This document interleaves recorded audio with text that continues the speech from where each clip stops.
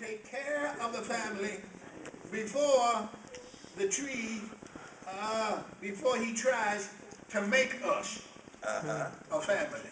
Mm-hmm. Did y'all hear me?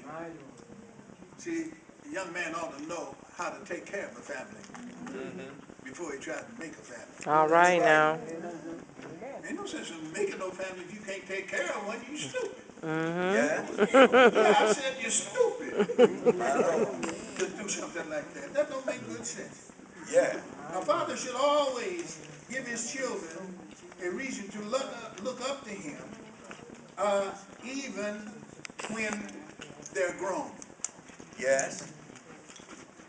Maybe y'all didn't hear me. Mm-hmm. You're too busy watching somebody else. Mm-hmm.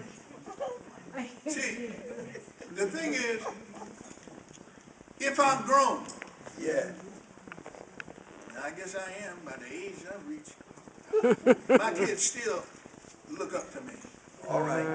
Daddy, well, where are you going? And see, that's another thing. Now, when I was a kid, Bishop, I didn't ask my daddy why such and such. He said, that's what I did. All right. See, and y'all is my age and older, and some even a little younger, y'all know that's what happened. You didn't ask him, take out, well, why I got the I'm going to get it. No, you wouldn't ask nobody why.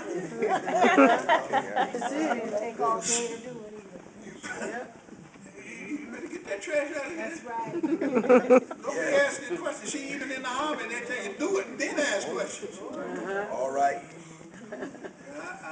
know one time I was asking, my daddy was mad at somebody, was angry about somebody saying or doing something, and he said, I told you to tell him such a thing. I said, but daddy, she did already.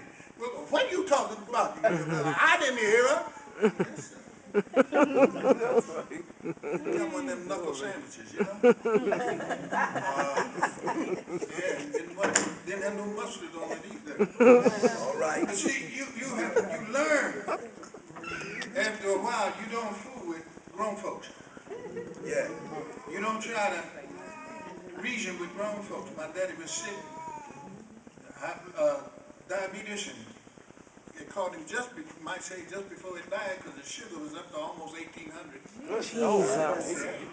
As they say, should have been dead 4 times All right. at least. But he was in the hospital and couldn't do much.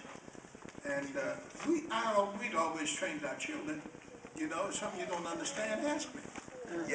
So I would tell them something, Daddy said such a thing. I said, go ahead, take care of that, come back and Daddy explain it to you. Huh? Or if I'm feeling kind of hot, I tell him, baby, such and such a thing and such and such. I told you to take it out, now I want it done. That's it. Now, if you need anything else, after you get it out there, come back and see me. I will have had time to cool off by then. So that's that. But see, we train our children to know why certain things. Because then they can explain it to their children. And then there's no doubt as to what's going on.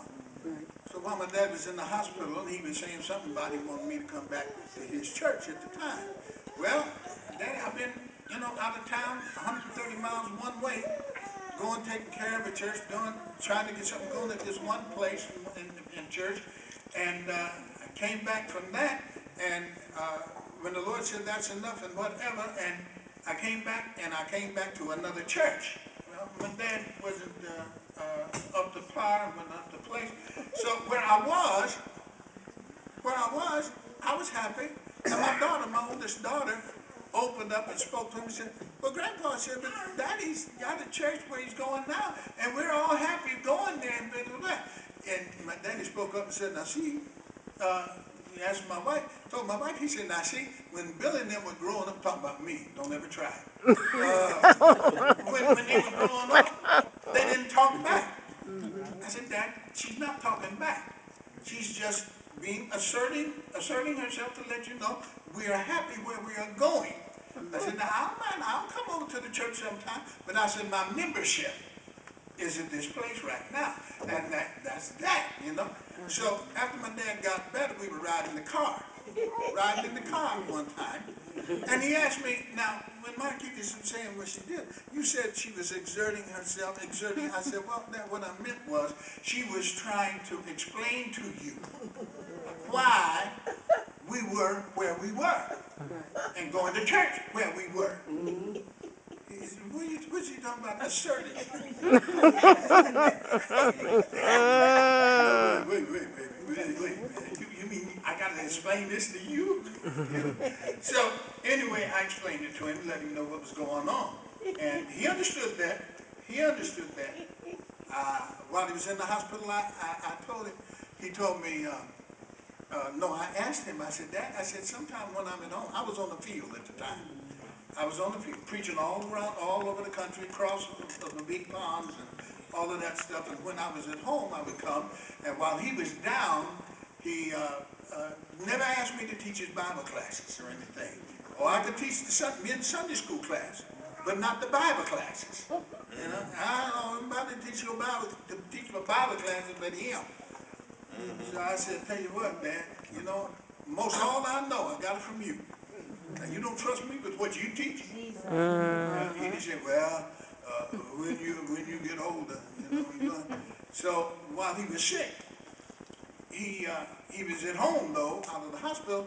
He says, while I was at home, he says, why don't you teach Bible class tonight? I said, oh, you want me to teach Bible class tonight?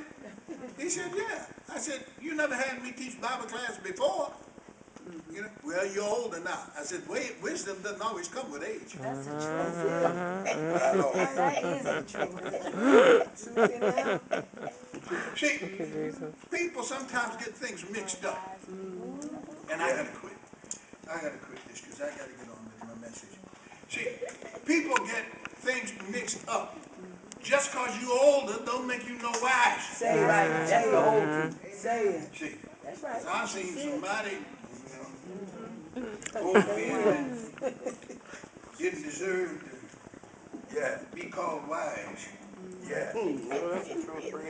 But nevertheless,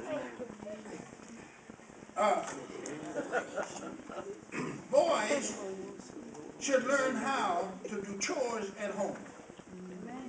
Teens should get a summer job between school years. Young men should work after graduating from the 12th grade, go on to college, and learn something after high school so they can get a good job, make some money, put it away, get their own apartment,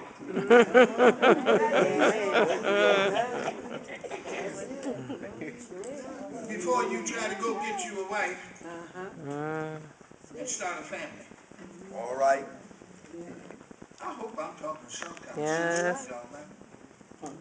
You know, see, when I never knew it until I'd been married, I was married to my first wife, that people said, make sure you got your own place. All right. To take your wife to. Yeah. But I made sure, even when I first got married, the first time I got married, that I was going to be living somewhere else than in my parents' house. All All right. right. All right. After the first one died, the Lord provided me with another wife Amen. who was with me, my dear sister Sylvia. Knew her when we were children, teens, Yeah. young teens. Both fathers were pastors. We knew what it was like. And when I brought her home,